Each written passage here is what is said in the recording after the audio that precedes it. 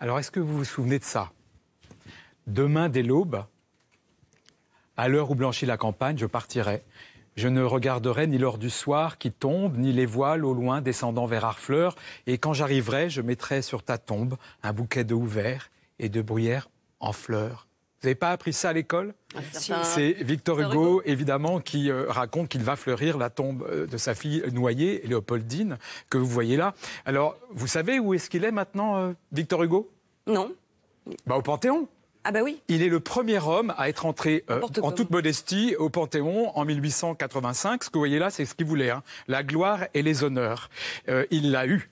Et à l'inverse, Chateaubriand, dont Victor Hugo était un grand admirateur, repose, lui, bercé par le bruit des vagues et des tempêtes qu'il aimait tant. Nous sommes là près de Saint-Malo, isolés sur un îlet, et Chateaubriand est ici, repose en toute modestie. Contrairement à Hugo, il n'y a pas une inscription sur sa tombe. En modestie, mais avec un beau paysage. Il y a un beau paysage, il le voulait, il l'a eu. Alors, je vais vous raconter une petite histoire. Il y a quelques mois, je me suis promené dans un parc privé à Verrières-le-Buisson. Puis je me suis assis sur un banc, lui-même à côté d'un cerisier. Et puis l'ami avec qui j'étais me dit « Mais tu t'es assis sur quelqu'un ?» Alors je me lève, je ne comprends absolument pas. Puis sous moi, je vois sur le banc une inscription « Au secours » et un trèfle à 4 feuilles. Et en fait, ce banc, c'est la tombe de la poétesse Louise de Villemorin. Et le cerisier qui a été planté juste à côté, il a été planté pour que ceux qui mangent des cerises ou ceux qui trouvent un trèfle à 4 feuilles, eh bien, s'assoient sur le banc et tiennent compagnie à Louise de Villemorin, qui est donc là éternellement, c'est sa tombe, hein, qui est dans son parc. Donc je trouve que c'est une très belle histoire. Mais alors celle-là est peut-être encore plus émouvante. C'est qu'à Auvers-sur-Oise, pas très loin de Paris, dans un petit cimetière, vous avez 2 frères qui sont là, unis pour la vie et l'éternité, et ils sont recouverts par une couverture unique de lierre, et c'est Vincent et Théo Van Gogh, l'un sans l'autre, hein, ils ne pouvaient pas vivre, et Vincent doit presque tout à Théodore, parce que Théodore est le seul qui l'ait appuyé et vraiment compris. Et Van Gogh s'est suicidé juste derrière ce mur, et 6 mois après, Théodore l'a rejoint dans la mort. Voilà, c'est que des histoires drôles que j'ai pour vous ce soir. Donc passons au tombeau grand format, passons au tombeau, parce qu'après vous avez tombeau, tata, mausolée, sanctuaire. Alors évidemment, vous connaissez les pyramides d'Égypte, donc ça c'est Gizeh.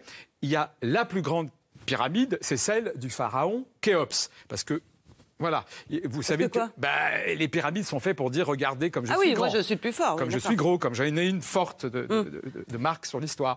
Et donc Khéops, c'est un monument funéraire. C'est-à-dire qu'un peu partout, normalement, il y a la famille de monsieur et madame Khéops. Je dis n'importe quoi, mais normalement c'est une tombe funéraire. C'est la seule qu'on voit de l'espace. Quand je dis normalement, c'est que depuis 4500 ans, on cherche où est Khéops et on n'a pas trouvé. Le mystère demeure, on sait que c'est un sanctuaire, mais eux, la famille, on les a pas trouvés.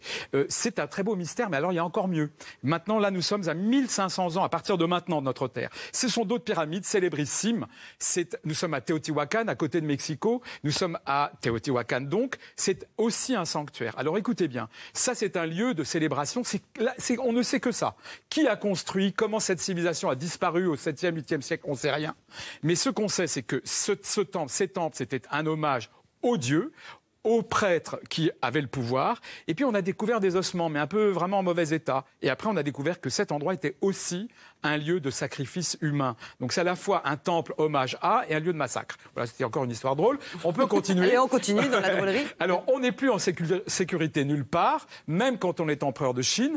Bien que mort, pour continuer à être défendu, l'empereur Qin se fait protéger depuis 22 siècles par son armée, une armée en terre cuite.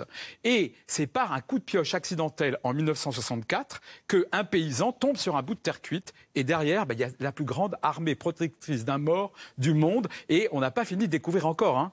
Ça, je trouve que c'est une très très belle histoire. Oui. Bref, aller dans un cimetière, vous l'avez compris, c'est pas absolument joyeux. Je voulais vous en apporter la preuve par ce tableau de Gaspard David Friedrich. Regardez, tout est morne. La lumière est blafarde, les tombes sont penchées, les arbres sont penchés, n'ont plus de fleurs. On est dans un champ de ruines, c'est la désolation. Ouais, mais il y a une lumière quand même. Une lumière un peu crépusculaire. Hein. Ça annonce peut-être la mort, Isabelle, un petit peu. Donc dans ce tableau, vous avez eu une abbaye debout, vous avez eu l'été, vous avez eu des vivants. Mais donc ce tableau, il rappelle en fait que toute chose a une fin et il pose une question. Derrière le mur là que vous voyez, il y a quoi? Où vont-ils? Et la question c'est où vont-ils? Après la mort, il y a quoi? Donc si vous avez la réponse, vous pouvez nous appeler. On s'arrête là. Oui, on peut Allez, j'ai attendre encore un longtemps la dernier réponse. tableau. Non, Non. non, Voilà, tant hélas, pis. toutes les bonnes choses ont une fin. Alors,